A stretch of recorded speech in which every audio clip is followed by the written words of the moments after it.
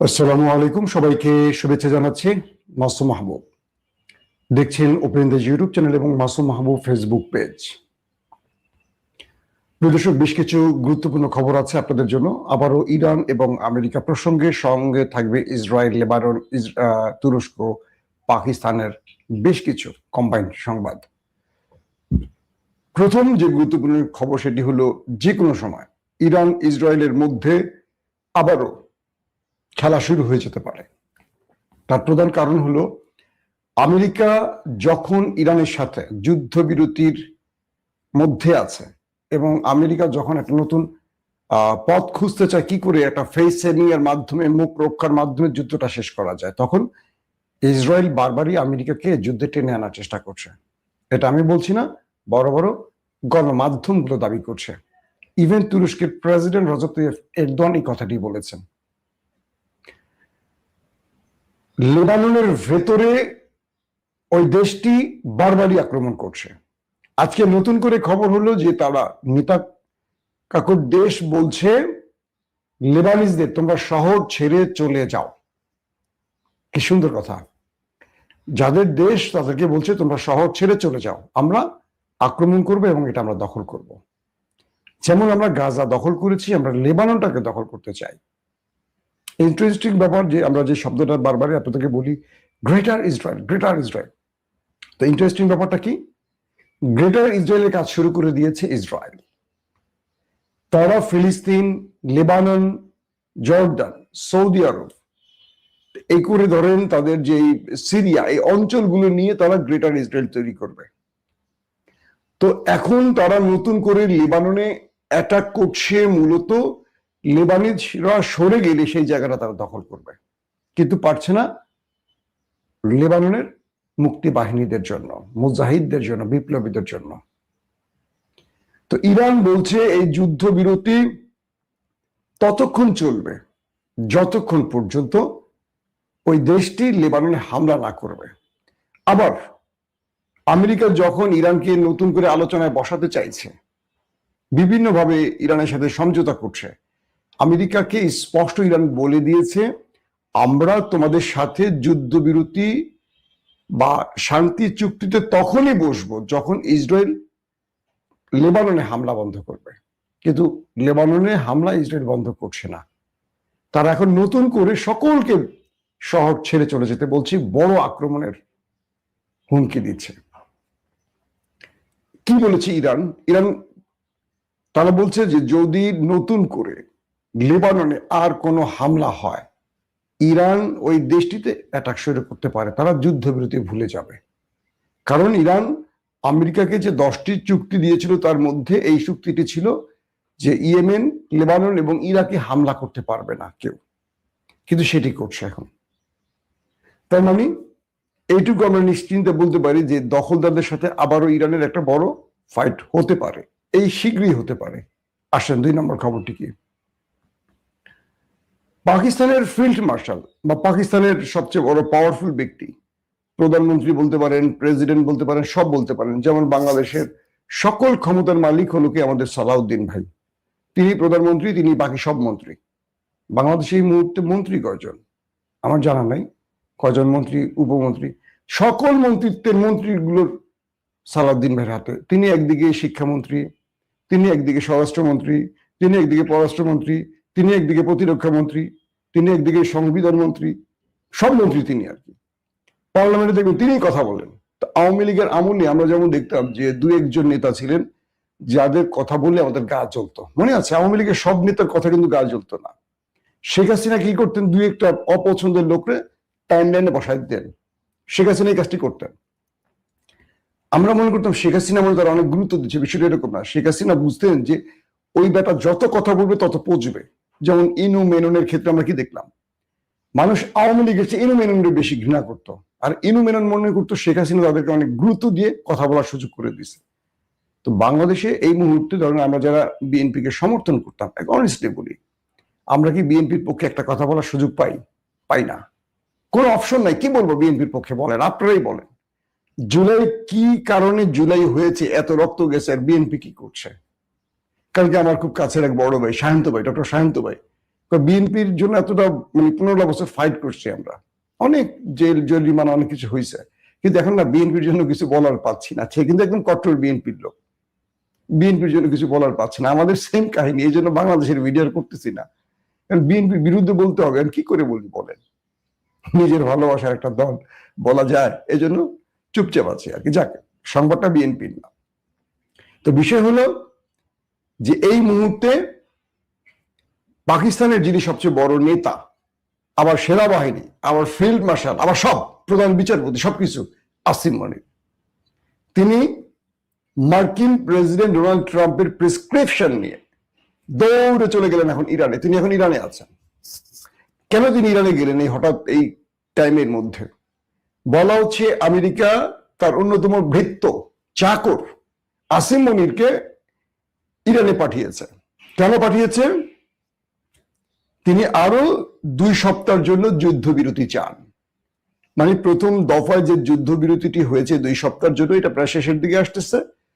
America চাইছে Iran যেন আরো 2 সপ্তাহ যুদ্ধবিরতি দেয়। বিষয়টা খেয়াল করেন তো, ডট মেলান তো একটু। প্রথম যুদ্ধবিরতি হয়েছে কার ইশারায়? আমেরিকার ইশারায়, কিন্তু ইরান করেনি। আবার ট্রাম্প আসিম মনিরকে বলছে ইরানে যাও, গিয়ে একটা যুদ্ধবিরতি আলোচনা করে আসো, বা আমার যুদ্ধবিরতি দরকার আরো 2 সপ্তাহের জন্য। তো সে গেলেন 2 সপ্তাহের যুদ্ধবিরতি ঘটাতে। আসিম মনির এখন ইরানে আছেন। পাশাপাশি আসিম মনির সৌদি আরবের কিছু প্রস্তাবনা ইরানকে দেবে, অর্থাৎ পাকিস্তানে যে 2য় দফা যুদ্ধবিরতি নিয়ে আলোচনা হবে, শান্তি চুক্তি বৈঠকগুলো হবে, আমেরিকা ইরানের সাথে আবারও বসতে চেয়েছে, যে আমরা আবারও ইরানের সাথে বসতে চাই। প্রথম দফা কি করলো তারা? ইসলামাবাদে বৈঠক করলো 21 থেকে 25 ঘন্টা। তারপর জেড ভেন্স চলে গেলেন, মার্কিন যে ভাইস প্রেসিডেন্ট জেড ভেন্স চলে গেলেন, একটু ভাব নিলেন, আমি ইরানকে তোয়াক্কাই করলাম না। ইরান বলল যে ওকে ফাইন, তুমি চলে গেছো, যাও, সমস্যা নাই। এখন আমার আমেরিকা বলতেছে ইরান তোমার সাথে আমার আরো কথা আছে, আসো না একটু কথা বলি। ও মেরে জান, কোথায় তুমি, আসো তোমার সাথে একটু কথা বলি। বুঝছেন নি চিটাগাঙ্গের মানুষজন? এখন বলতেছে যে তোমার সাথে আমার আরো অনেক কথা আছে, এই কথাগুলো আমি তোমাকে বলতে চাই, একবার তুমি ফোন ধরো, একবার তুমি আমার সামনে দাঁড়াও, আমি তোমাকে এই কথাগুলো বলবো। ইরান বলছে আমার সময় নেই, আমি তোমাকে আগের মতো আর ভালোবাসি না, তুমি কথা দিয়ে কথা রাখো না, তুমি কথার মধ্যেই আমাকে বোম মারো, তুমি আর তোমার ওই ছিচকে চোর বন্ধু না দোস্ত নেতানিয়াহুকে নিয়ে এসে তুমি আমাকে ধোলাই দাও, এটা হতে পারবে না। আমি এবার প্রতিবাদী হয়ে গেছি। তো এখন ডোনাল্ড ট্রাম্প পাঠাইছে আসিম মনিরকে, যে আসিম মনির তুমি যাও, তুমি ইরানকে রাজি করাও।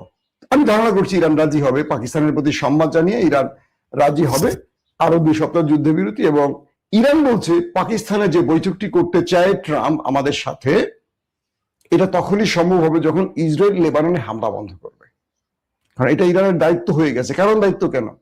লেবানন ইসরায়েলে যে অ্যাটাক করছে এটা তো ইরানের জন্যই করছে, তাই না? এবার যেটা হয়েছে 28 ফেব্রুয়ারির পর থেকে যে যুদ্ধটা হলো, লেবানন ইসরায়েলে কেন অ্যাটাক করেছে?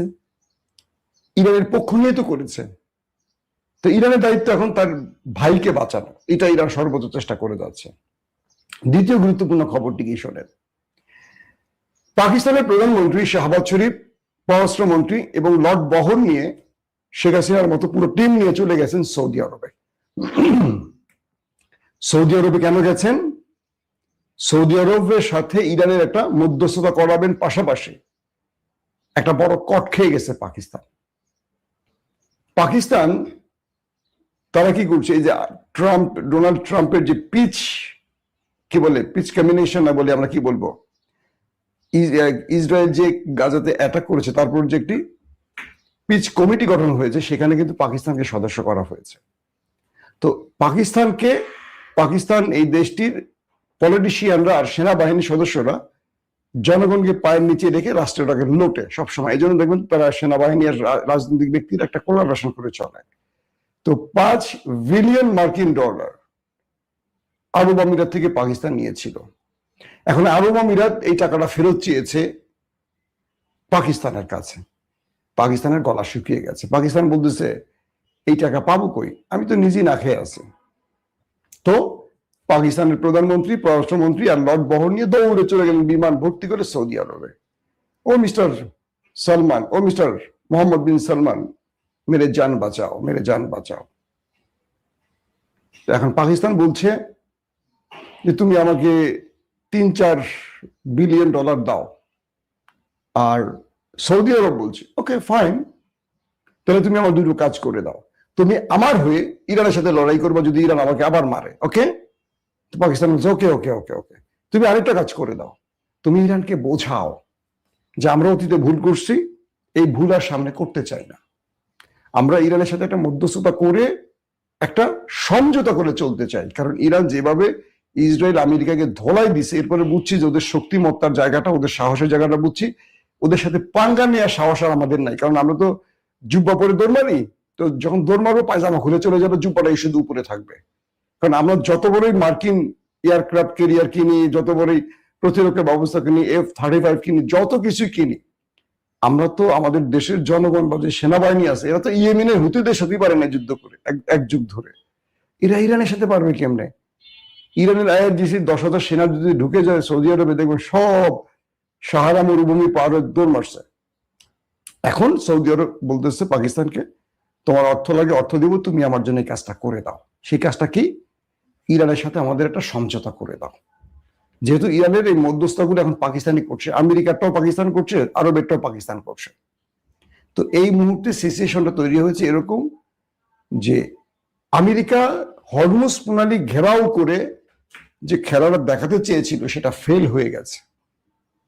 এখন আমেরিকার টার্গেট হলো ইরানের কাছ থেকে আরো 2 সপ্তাহ যুদ্ধবিরতি নিয়ে একটা টাইম তার হাতে নেওয়া। এই টাইমের মধ্যে আমেরিকা চাইবে কি, তার জোটকে আরো স্ট্রং করা, সমৃদ্ধ করা। কিরকম? 28 ফেব্রুয়ারি থেকে যে যুদ্ধটা শুরু হলো, এখন পর্যন্ত ন্যাটো, ইউরোপীয় ইউনিয়ন কাউকে আমেরিকা তার পক্ষে আনতে পারেনি। এখন এই যুদ্ধবিরতির নাম করে প্রথমে হরমুজ প্রণালী ঘেরাও করেছে, দেখলো যে এখানে কাজ হয়নি।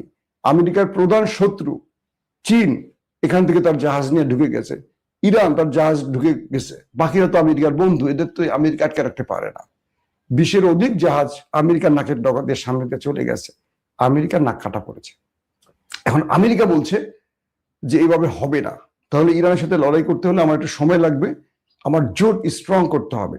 ট্রাম্প আবারও 2 সপ্তাহ সময় নিচ্ছে যুদ্ধবিরতির নাম করে, যাতে করে ইউরোপের বা ন্যাটোর বন্ধুদের তার পক্ষে আনতে পারে। আমার মনে হয় না তার বন্ধুরা ট্রাম্পের পাশে দাঁড়াবে, কারণ ট্রাম্পের অবস্থা ক্রমান্বয়ে নিচে নেমে যাচ্ছে। তার বক্তব্য বা তার স্ট্র্যাটেজি বা তার যেটাই বলি না কেন, এটা আর আমেরিকা ফার্স্ট নীতির উপর নেই, এটা চলে গেছে ইসরায়েল ফার্স্ট নীতির উপর। এখন আমেরিকা একটা বড় রকম মাইন্ডকে চিপায় আটকে গেছে। এ সময় আসলে কিছু করার নেই। এখন আসিম মুনির পাকিস্তান ইরানের সফরে গিয়ে ইরান থেকে কি আনবেন? আবার শাহবাজ শরীফ সৌদি আরব সফরে গেছেন, সেখান থেকে তিনি কি আনবেন? এখানে একটা বিষয় আছে, যুদ্ধের গতি প্রকৃতি কোন দিকে যাবে। অর্থাৎ পাকিস্তান এখন ইরান, সৌদি আর কি বলে আমেরিকার মধ্যে মধ্যস্থতা করতে গিয়ে এখন খেলছে। এখান থেকে পাকিস্তান চেষ্টা করবে তার ধনী রাষ্ট্র বন্ধুদের কাছ থেকে কিছু দয়া, ইরানের সাথে সম্পর্ক রেখে তার সীমান্তকে মোটামুটি নিরাপদ রাখা। কারণ এখন পর্যন্ত পাকিস্তান আমেরিকাকে ইরানের বিরুদ্ধে তার ঘাঁটি ব্যবহার করতে দেয়নি। পাকিস্তান ইরান কিন্তু প্রতিবেশী দেশ, জানেন আপনারা। তো পাকিস্তানের সেনাবাহিনীর উপর চাপ আছে, তারপরেও পাকিস্তান এটা করছে না কেন? পাকিস্তানের জনগণ ধরেন 100%-এর মধ্যে 90%, ধরেন 90 না 95% ধরেন ইরানের পক্ষে। তো 95% জনগণ যদি ইরানের পক্ষে দাঁড়ায় আর আমেরিকার হয়ে বা সৌদির পক্ষ হয়ে যদি পাকিস্তান ইরানের বিরুদ্ধে যুদ্ধে জড়ায়, তাহলে শাহবাজ শরীফ আর আসিম মুনিরের পাশার বাতাস শুরু হয়ে যাবে। মানে তাদের জনগণ কি করবে মোটামুটি আইডিয়া আছে। তো ইতিমধ্যে জানেন আয়াতুল্লাহ আলী খামেনির শাহাদাতের পর পাকিস্তানে মার্কিন এম্বাসিতে হামলা হয়েছে, পুলিশের গুলিতে সেখানে কয়েক ডজন মানুষ মারা গেছে, একজন দুজন না, কয়েক ডজন মানুষ মারা গেছে। পাকিস্তান কিন্তু আমাদের দেশের মতো না। তো সেই ক্ষেত্রে আমরা এটুকু বলতে পারি যে পাকিস্তান যে মধ্যস্থতাটা করছে, এটা তার নিজেরও যেমন লাভ হবে, ইরানের জন্য লাভ হবে, সবার জন্য লাভ হবে, এটা আশা করা যায়। কিন্তু এটাও সত্য কথা যে ইরানকে যুদ্ধবিরতি নাম করে সময় নিয়ে আমেরিকা নতুন প্ল্যান করছে, আর ইরান যদি চাপ দিয়ে লেবাননের হামলাটা বন্ধ করতে না পারে তাহলে ইরান আবারও যুদ্ধে জড়িয়ে যাবে। ইরান সেইভাবে তার প্রস্তুতি সম্পন্ন করেছে, যে কোনো সময় সেই আভাসটা বা যুদ্ধটা শুরু হয়ে যেতে পারে। সো আমরা চাই না যুদ্ধটা আবার শুরু হোক, আমরা চাই পৃথিবীতে শান্তি থাকুক। যুদ্ধ মানে হত্যা, রক্ত, কান্না। আমরা যুদ্ধ চাই না, আমরা শান্তি চাই। আল্লাহ হাফিজ। ওপেন দাইস মানে সত্যকে সত্য বলা, মিথ্যেকে মিথ্যে বলা। আমরা শোনা কথা নয়, চোখে যা দেখি তাই বলি।